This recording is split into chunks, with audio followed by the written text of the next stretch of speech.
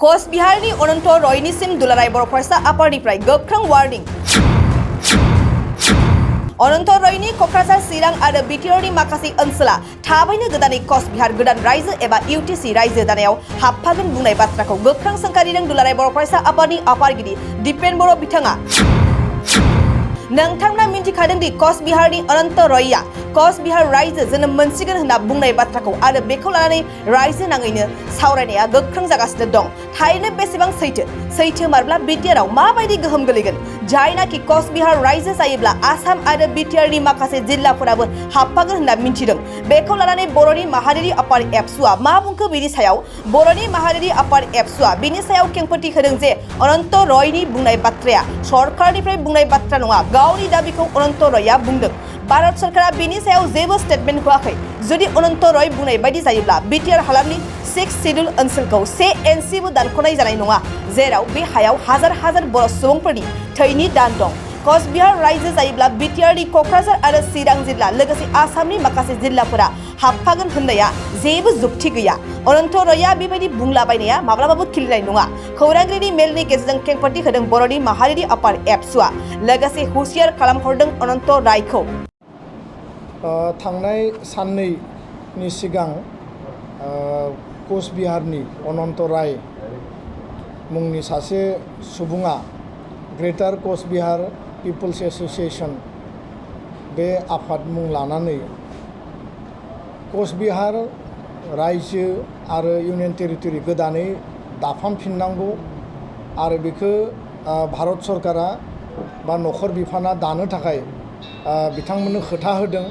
बेबायदि मोनसे स्टेटमेन्ट मिडियानि गेजेरजों बिथाङा फोसावदों आरो बे फोसावनायखौ बिथा खालामनानै दाख्लैनिफ्रायनो आरो मैया आरो दिनैसिमबो आसामनि गुबुन गुबुन टिभि चेनेलाव आरो पेपाराव जोङो नुनो मोन्दों। आरो बिथांनि जि दाबि बे बिथाङा बुंदों जे कचबिहारनि माखासे जिल्ला आरो लोगोसे आसामनि बा सोनाब आसाम आरो आथिखालनि माने बिटिसि आरो बिटिआर आथिखालनि बिटिआर बे द'थि फारिलाइनि 6 शिड्युलनि बे क'क्राझार आरो चिरां जोंनि बे जिल्लाफोरखौ दाजाबफानानै आसामनि मोननैसो जिल्लाफोरखौ लाफानानै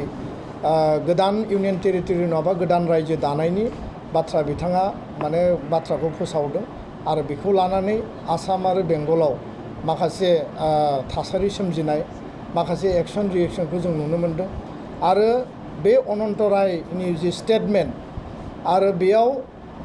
क'क्राझार आरो चिरां बिटिआरनि 6 शिड्युल काउन्सिलनि मोननै जिल्लाखौ दाजाबनानै कचबिहार दानायनि जि माने बाथ्रा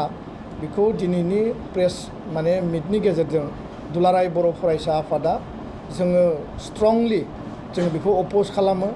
आरो बेखौ जोङो सोंखारिदों। बे जि बाथ्रा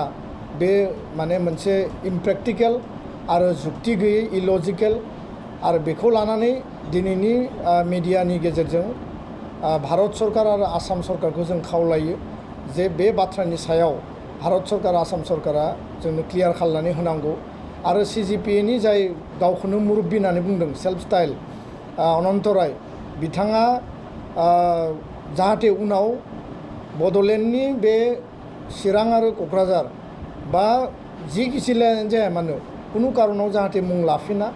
आरो बेखौ जोङो मालाबाबो माने सहसै लायाखै। आरो बाथ्राया जाहैबाय जे 1 सेन्टिमिटार हा जोंनि जायगानिफ्राय जोङो गुबुननो हगारनायाव गैया आरो खुनु कारनाव 35 बोसोर 35 बोसोर आलादा रायजो बड'लेण्डनि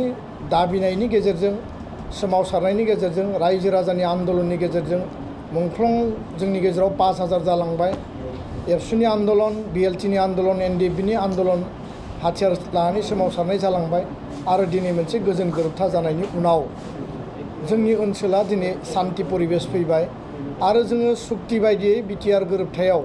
जिखिनि दफा मोन्दों बे दफाखौ मावफुंनायनि थाखाय हाबाफारिया सोलिगासिनो दङ आरो बे मोन्थायखौ लानानै थांना थानायनि जों सिमां नुदों आरो जौगानायनि सिमां नुदों। गोजोन आरो जोंनि अधिकारनि बाथ्रा आरो जौगानायनि बाथ्रा बेयाव माने नांजाबफानानै दङ। दा बेबायदि समाव अनंत राय बिथाङा जि बाथ्राफोरखौ बुंनानै जोंनि गेजेराव मोनसे दावराव दावसि जोंनि गेजेराव मोनसे असान्थि जोंनि गेजेराव मोनसे संघात कनफ्लिक्ट लाबोनो नागिरदों बिनि गुबै दायनिगिरिया अनंत राय बिथाङानो। बिथाङा कचबिहारखौ लानानै मा सिन्ता खालामदों भारत सरकारजों मा बुझाबुझि जादों भारत सरकारजोंनियाव मा दाबिदों आरो सरकारा प्रेक्टिकेलि बिथांनो मा बाथ्रा बुंदों जोङो दाबो सरकारनि बा होम डिपार्टमेन्टनि भारत सरकारनि स्टेटमेन्ट जों नुवाखै बे बिथांनि दाबिखौसो बिथाङा बुंदों किन्तु बे दाबियावनो बिथाङा चिरां आरो क'क्राझार 6 सिडुल जि जोंनि माने फान्डामेन्टेल जोंनि कनस्टिटिउसनेलनि जि राइट्स जों जेराव माने बेखौ एन्जय खालामनानै दङ आरो पलिटिकेलि जोङो गावखौनो माने ट्राइबेल हिसाबै सास्टेन खालामनायनि जि मोनसे जोङो दिनै माने मोन्थाइखौ जों मोनबाय थादों आरो बेयाव गुबुन गुबुन हारि माहारियाबो दिनै जोंजोंनो ज'है खौसे थांनानै दङ बे जायगाखौ दिनै बिथाङा दाबि खालामनाया बे भेरि माच आनफर्चुनेट आरो बियो खुनु कारनाव जोंनि थाखाय गनायथाव नङा आरो बिनि थाखाय जिकुनु पर्यायसिम जोङो माने हाबा मावनो थाखाय जोङो रेडि दा बेखायनो बर' माहारिया गोलाव सम आन्दलन खालामबाय 35 बोसोरनि आन्दलननि गेजेरावनो जों नुबाय 2000 सनाव छत्तीसगढ़ झारखन्ड उत्तराखन्ड दादों आरो 2013 सनाव तेलेंगाना रायजो दादों दा कचबिहारनि मोनसे कुचकावाजखौ गोलाव समनिफ्राय जों खोनाबाय थादों दाबि खालामदों आन्दलन खालामदों सरकारा मा डिसिसन लागोन मा पलिसि दङ जों मिथिया किन्तु जोङो बे बाथ्राखौ जों गोरलैयै लायाखै सहजै लायाखै आरो बेखायनो जोङो स्पष्टयै बुंदों जे कचबिहाराव जोंनि जिल्लाखौ जुदि दाजाबना हरनायनि जुदि सरकारनियाव बेबायदि एजेन्डा दंमारोब्ला जों बेखौ मालाबाबो जोङो गनायनाय नङा आरो जोङो बे बिथिङाव जोङो स्पष्टयै भारत सरकारखौ जोङो बुंनो नागिरो आरो आसाम सरकारखौबो बुंगोन जे कचबिहाराव दाजाबनायनिख्रुइ जों जे गोलाव समनिफ्राय आलादा रायजो दाबिबाय थादों जोंनो आलादायै रायजो दानानै होनायासो बेटार होननानै जों बुंनो सानो आरो बेयाव सोरजोंबा जोंखौ दाजाबनानै हरनाय बा बिथांमोना दाबि खालामनाय बादि बिथांमोना गनायनानै लागोन बे बाथ्राया जोंनि थाखाय गनायथाव नङा दा बेखायनो अनन्त रायनि जि बाथ्रा बे बाथ्राया सैथोनि आधाराव नङा होननानै जों बुंनो सानो आरो बिथाङा दाबो माने खुनु बेबायदि प्रुफ बेबायदि मोनसे भेलिड माने मोनसे तथ्य होनो हायाखै भारत सरकारा जे बिथांमोननो कमिटमेन्ट होदों आरो 2024नि सिगां बिथांमोना माने इउनियन टेरिटरि जागोन बेबायदि भेलिड खुनु माने तथ्य जोंनो होनो हायाखै आरो बिथांमोना दाबि माने दाबिनि उनाव समस्याया समाधान जानांगौ बिथांमोननि अधिकारा मोनफुंनांगौ जों बेयाव बुंनो गोनां गैया किन्तु अधिकार होनो थांनायाव दाबिखौ सलुसन खालामनो थांनायाव खुनु कारनाव 6 सिडुल जि जोंनि कनस्टिटिउसनेल जि पलिटिकेल माने मोनसे सेटआप दङ जि मोनसे जोंनि जि माने एरिया जों मोनबाय बे एरियाखौ खुनु कारनाव माने जों कमप्रमाइज खालामनाय नङा आरो जिकुनु बिनिमयाव बेखौ होबथानाय जागोन जिकुनु बिनिमयाव बिनि थाखाय प्रतिबाद जागोन जिकुनु बिनिमयाव भारत सरकार आसाम सरकारा बिनि थाखाय भुगिनांगोन दा बे बाथ्राखौ जों स्पष्टयै बुंबाय जोङो दुलाराय बर' फरायसा आफादनिफ्राय दिनैनि मिडियानि गेजेरजों जों स्पष्टयै बुंदों जे भारत सरकार आसाम सरकार ज' लोगो नांनानै बिटिआर सुक्तिनि जि दफा आद्रा थानाय जि दफा बेखौ 100% मावफुंनायनि थाखाय खामानि मावनांगौ आरो बेबायदि अबास्तब आरो बेबायदि जुक्ति गैयै खोथाफोरखौ सोरबाया बुंलाबायनानै जोंनि गेजेराव असान्ति लाबोनाय जोंनि गेजेराव संघात लाबोनाय खोथाफोरखौ जों मालाबाबो गोसो होनाङा आरो बिथाङा जि बाथ्राफोरखौ बुंदों बिथाङा माने दिनैनिफ्राय आरोबाव नैथि खेबनि थाखाय बड'लेण्डनि आथिखालनि 6 सिडुल बिटिआर काउन्सिलनि क'क्राझार आरो चिरां जिल्लानि माने कुनु सोदोबा कुनु ओनसोला कुनु एरिया जाहाथे मेनसन जाया बिनि थाखायबो अनन्त राय बिथांखौ जोङो माने बिनिफ्राय वार्निं हरबाय आरो बे बाथ्राखौ जोङो आसामनि गुबुन गुबुन माने असमिया जिखिनि चेनेल दङ बेयावबो जोङो स्पष्टयै बुंदों जोङो हिन्दी मिडियायाव बुंनांगौबा बेयावबो बुंगोन आरो दिनै बर' मिडियानि गेजेरजोंबो जों बुंबाय दा बेखायनो दुलाराय बर' फरायसा आफादा सान्तिनि आधाराव जोंनि अधिकारफोरखौ मोनफुंनायनि थाखाय सिमा बारायनांगौनि थाखाय गासैबो जिखिनि दफायाव लिरनाय बेखौ आखरे आखरे मावफुंनायनि थाखाय हाबा मावबाय थादों आरो जोङो बिनि गेजेरजों जौगानांगोन आरो टुडे अर टुमरो जोङो जौगानायनि गेजेरजों गासै जोंनि अधिकारफोरखौ मोनफुंनायनि थाखाय हाबा मावलांनांगोन दा बेखाय बे बाथ्राफोरखौ लानानै जिखिनि दायो मोनसे मिडियायाव माने एक्सन रिएक्सन आरो मिडियायाव जिखिनि ओंखारबाय थादों बिनि सायाव अनन्त रायखौ जोङो वार्निं हरबाय भारत सरकार आसाम सरकारनिफ्राय जों क्लियारिफिकेसन बिबाय आरो गासै बर' रायजो राजाखौबो आङो खावलायदों जे बेखौ लानानै बारा जोंनि गेजेराव माने बेबायदि होंगो दोंगो बा बेबायदि गिनांगौ जेबो बाथ्रा गैया कुनु कारनाव बर' रायजो राजाया सापर्ट खालामनाय नङा दुलाराय बर' फरायसा आफादा कुनु कारनाव बेखौ गनायनानै लानाय नङा आरो बिनि थाखाय जिकुनु बिनिमयाव जिकुनु लेभेलाव होबथानायनि आरो जोंनि अधिकारखौ माने इनटेक्ट लाखिनायनि थाखाय संग्रामा एट एनि मोमेन्ट जाफिननो हायो आरो बेखौनो जोङो सरकारनिफ्राय जोङो दाबि खालामबाय। गोजोनथों।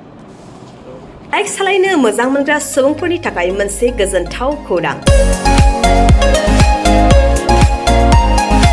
जोबोद खम बेसेनावनो लननि गेजेरजों बाइक लानो हागोन। क'क्राझार जिल्ला सेरफांगुरियाव थानाय पंका एन्टारप्राइजआव मोनसे गोदान खाबु लाबोदों।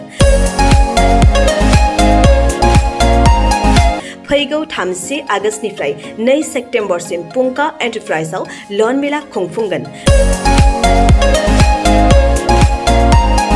बेनि गेजेरजों नोंथाङा बाजाज कम्पानिनि गुबुन गुबुन रोखोमनि गोदान बाइकफोरखौ जोबोद खम डाउन पेमेन्ट होनानैनो लनाव लानो हागोन।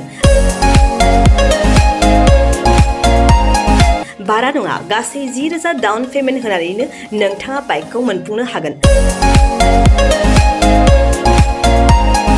जोबोद खम बिबांनि सुदआवनो गारिफोरखौ लानो हानायनि खाबु मोनगोन। बाइकजों लोगोसे बेसेन नाङाजासे हेलमेटबो मोननो हागोन। 1,000 रांजों नोंथाङा बुकिं खालामग्रोनानैबो दोनहरनो हागोन। बेजों लोगोसेयैनो नोंथांनि गोजाम जानाय गासैबो रोखोमनि बाइक स्कुटिफोरखौबो सोलाय सोल' खालामनायनि खाबुखौबो मोननो हागोन। गोबांथार मिथिनो थाखाय 9101547892 आरो 60038171191 जानबुं अनजिमायाव जगाजग खालामहरनो हागोन।